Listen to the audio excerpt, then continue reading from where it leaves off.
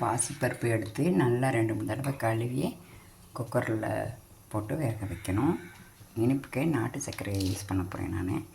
முந்திரி பருப்பு, ஏலக்காய் எல்லா பாயசத்துக்கும் போலவே அதையும் போட்டுக்கணும்.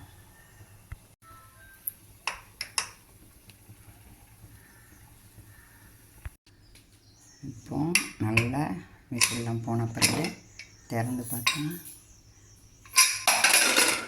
பருப்பு நல்லா மசியாக வெந்திருக்கணும்.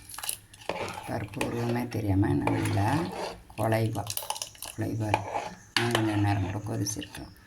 ஏன்னா வெல்லம் போட்டோடனே அதுக்கப்புறம் அவ்வளோவா குழையும். முதல்ல குழைய வச்சு நல்லா எடுத்து அதுக்கப்புறம் தான் வெல்லம் எல்லாம் போடணும்.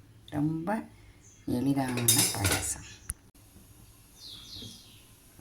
நம்ம எடுத்துருக்கிற பருப்புக்கு பாதி அளவு நாட்டு சக்கரை போட்டால் போதும்.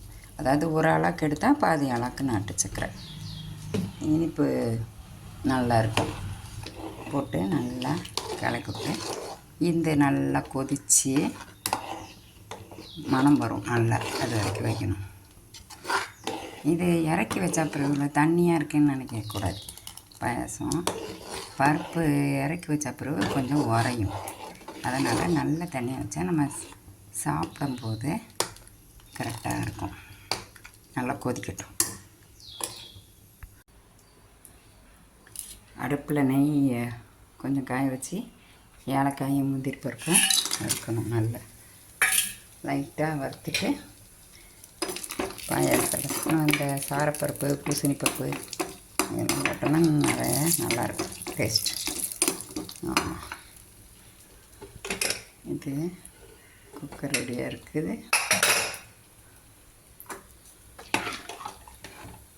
நல்லா பச்சை வாசனை இல்லாமல் வெல்லம் கரைஞ்சி நல்லாயிருக்கு.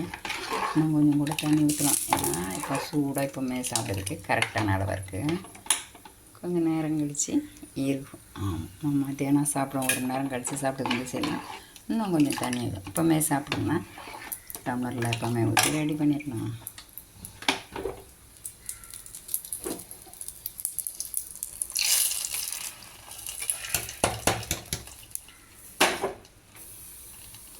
சுவையான பாயாசம் ரெடி. பவுலில் எடுத்து ஊற்றி சாப்பிடலாம்.